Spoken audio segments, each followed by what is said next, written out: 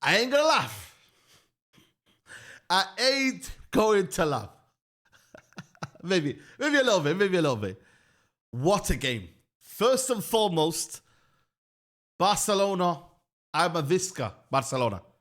Visca Cule. I'm a Cule.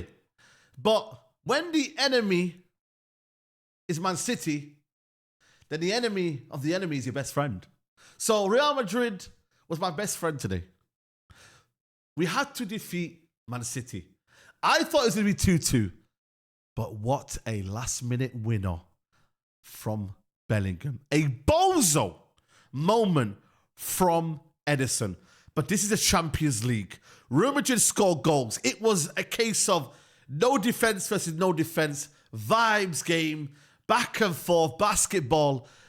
Oh, man, the game had it all, man. That was honestly a very, very good and entertaining playoff first leg Champions League game. Smash a like on the video if you're new and subscribe to the channel. Wow. Where do we start, man? Where do we start? By the way, this game could have been 6-2, 6-3, 7-2. Like, I genuinely believe Real Madrid were the masters of their own downfall. Real Madrid had chances today. Before that Erling Haaland goal went in on the 90th minute, there was chances for Vinny Jr., Mbappe. They had an abundance of chances. It was clear to see, you know, and Real Madrid just didn't take them. They didn't. At the start of the game, they were pressing them high up the pitch. Man City couldn't live with it. They were getting outnumbered. They looked sluggish. They looked slow.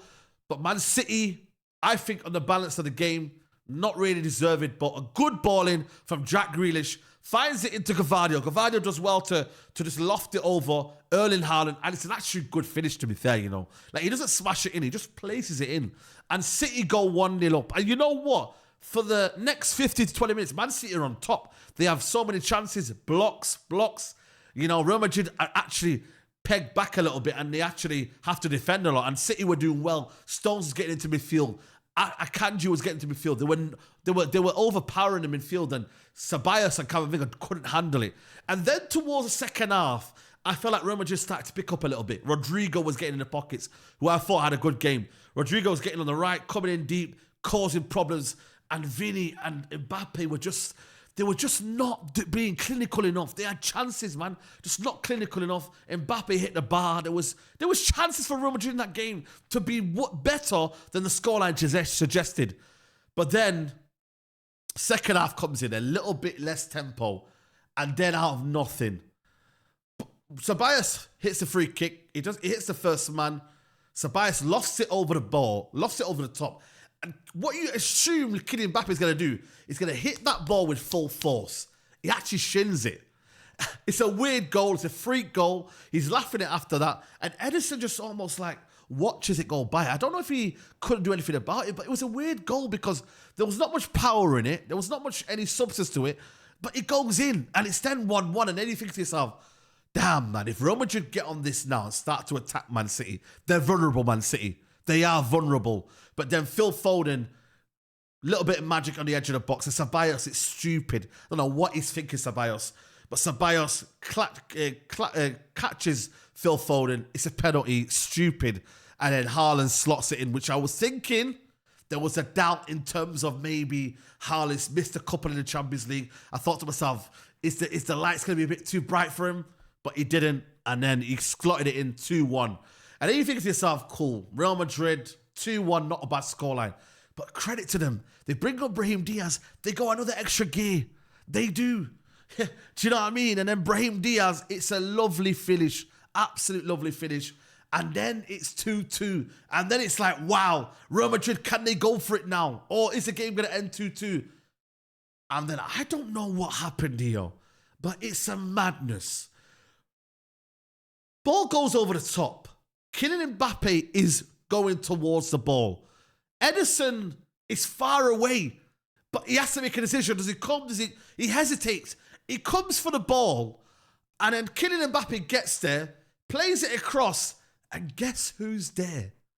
Jude Bellingham, who I thought for me had not the best game I've ever seen. Potentially a stinker.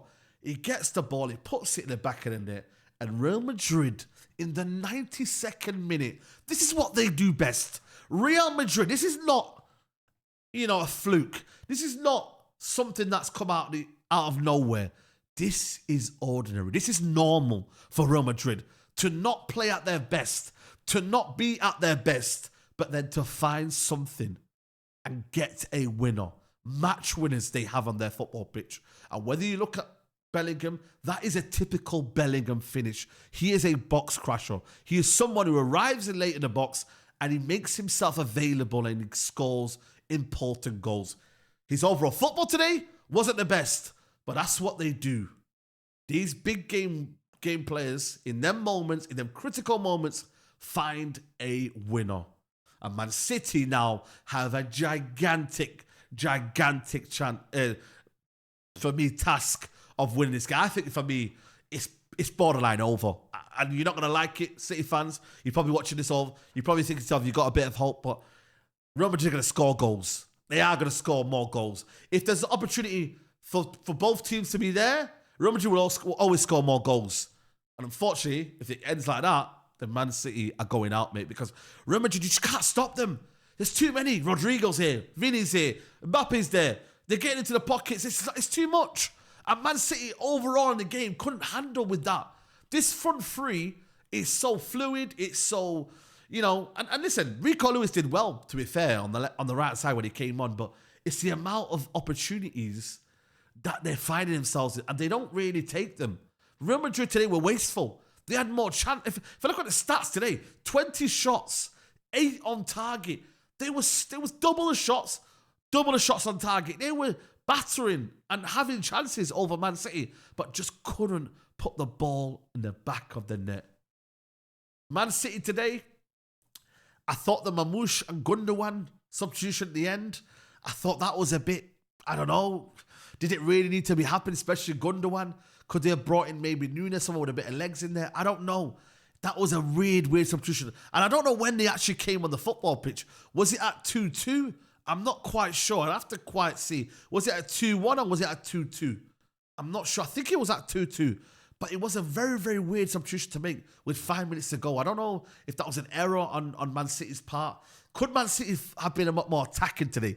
Could they have given something to Real Madrid today? Say, you know what? We've got Mamouche. Mamouche came on too late. And this is a guy that's been scoring goals in the Bundesliga for fun. This guy's been on form this year, and you're not playing him. Was the game plan from the off wrong? From Man City, could they have went for it a little bit more? Did they show a bit too much respect? It's difficult because I felt like for me, Man City, Real Madrid showed a bit of respect to Man City a lot in the game, and I felt then they gave Man City the ball, let them do what they got to do because they know on the transition they are going to hurt Manchester City, and that provided that in the end. Honestly, bro, it was an absolute brilliant Champions League game. End to end, goals galore, 5 goals in the end. And like I said, this is just a start. There's a second leg to go. Have Man City got the fundamentals? Have they got the game plan? Foden, why did he not start today? Grealish started today. I mean, Grealish has set up the goal, and he came off, and maybe that kind of disrupted the game of Man City, to be honest with you. But Real Madrid, man, they had a backline of Valverde. Who was it? Valverde, Tchouaméni, Asensio, and Mendy. They're missing Rudiger. They are missing Alaba. They are missing Carvajal. They're missing abundance of big players in there, Tchouaméni should be in midfield. They have got an attack that is amazing, don't get me wrong, but they are struggling, in terms of personnel. But what they do have is a front three that you cannot live with. You cannot live with that front three. It is absolutely brilliant. And Man City, I don't know what they do now. There's a lot of prayers, a lot of answers. Man City fans, are you fuming? Are you not fuming?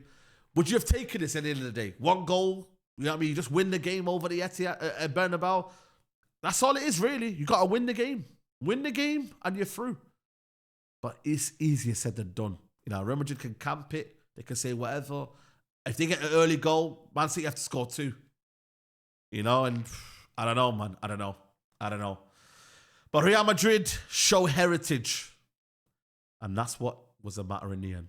Take care. Bye-bye. Peace.